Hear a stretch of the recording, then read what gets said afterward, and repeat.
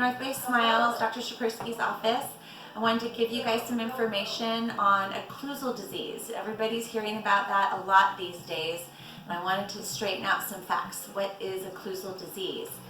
They're commonly known as grinding or clenching patterns or habits, mostly done at night.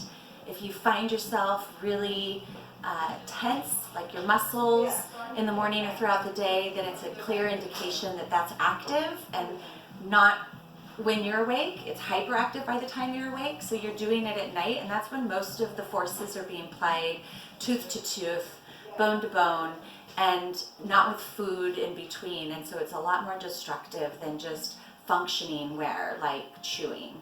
So there are 7 signs and symptoms that you could be aware of occlusal disease, and I'm going to go over a couple of them on x-rays and photos.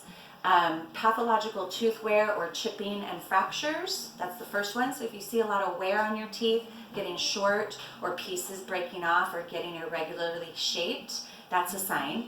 Tooth hypersensitivity, which means mostly cold sensitivity and air sensitivity, not so much hot.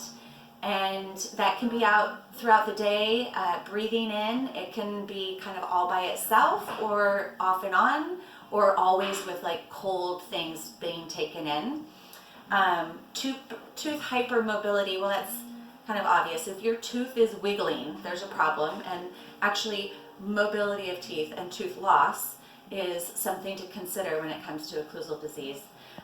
Fremitus, which is an issue having to do with the ligaments that hold your tooth in the bone socket. There's thousands of little ligaments that hold the teeth in the bone socket, and they can get injured from occlusion and malocclusion and excessive forces, and that can have its own symptoms, almost like a toothache, maybe like cracked tooth syndrome, ache without function or air or temperature, and sometimes it's just fremitus. Abfractions, so that's back to tooth wear, except it's at the gum line where we start chipping teeth away up near our gums. Severe localized bone destruction, so you have some roots starting to show because you have recession of the gums, but remember that gums follow the bone, so that you've lost bone as well.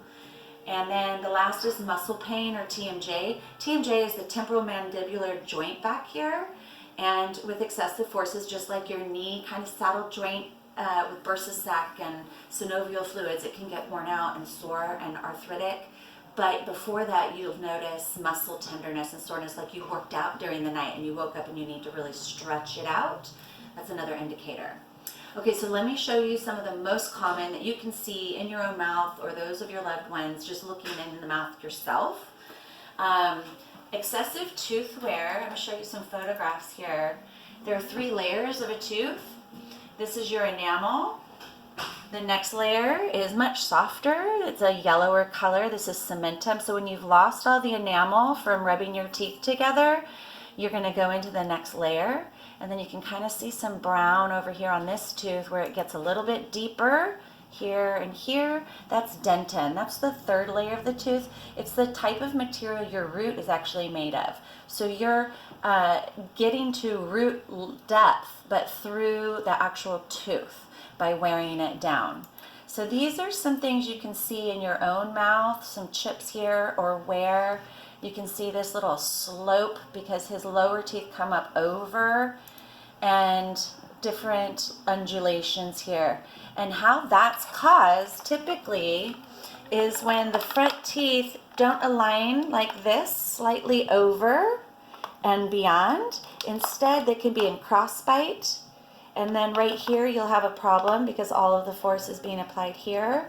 Or if you're edge to edge, you'll have a problem right here in the front because all the forces are being applied here, rather than the way our teeth are shaped.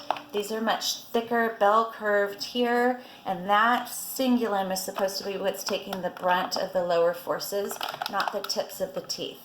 Okay, so that's what that occlusion looks like. It can be from the way your teeth come together, not so much just clenching or grinding, but if they come together in not perfect occlusion, then clenching and grinding can just exacerbate the problem.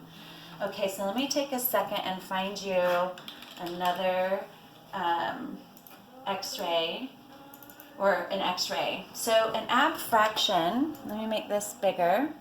right here. So it's hard to show an abfraction on an x-ray, but what you can see is this is the root, this is all enamel, but what happens is we lose part of the tooth at the gum line, and it thins this neck of the tooth, which is what flexes when we have occlusion and pressure. So how that's caused, and it's usually going to be found in the back teeth, not the front teeth, is you're going to come down and hit maybe one tooth harder than the teeth next to it, and that's going to cause this area right here to plick off, right there. And what it'll look like in the mouth is like a little speed dip or a loss of tooth structure inside and coming kind of like a little speed dip in a road. And you can feel it with your fingernail usually, and that's what that looks like on an x-ray. And then the other example I wanted to show you is the bone loss. So this is a lower canine. This patient is in crossbite, so his top and lower teeth come together like this rather than this. And so instead of distributing these forces, he's hitting just right here, which is the middle inside of his canine. Look at where the bone level is here in comparison with where it is on this side of the tooth and this side of this tooth. And that's because of occlusal trauma. He's hitting here before anywhere else, and it translates into trauma here. And what he'll see in his mouth is some recession. This gum right here will slowly start to recede, and you'll see a browner, yellower root surface, and that means the bone has been lost as well.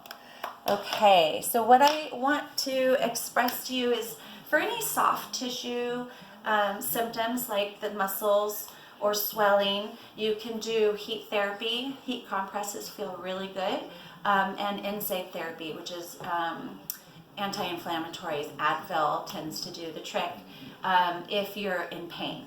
But to protect your teeth from chips and fractures and abfractions, to protect your bone from loss and your tissue from recession, and also to protect your joint from arthritis, we would suggest a night guard. I'm gonna actually do it like this so you're not seeing my face in the back. So a night guard is an appliance that's made to fit your mouth, nobody else's. This is a model made from a patient, and this model is then fabricated an appliance that's removable, made out of a soft inner liner and a hard outer liner that encompasses the whole thing. So you have cushion but strength. It will not necessarily snap in, but fit very snugly so it doesn't fall out. Its prominence shouldn't be any more than the bone of the arch. We shouldn't go anywhere near the soft palate or back here past the teeth. So it's very comfortable. You can get a lip seal at night when you sleep.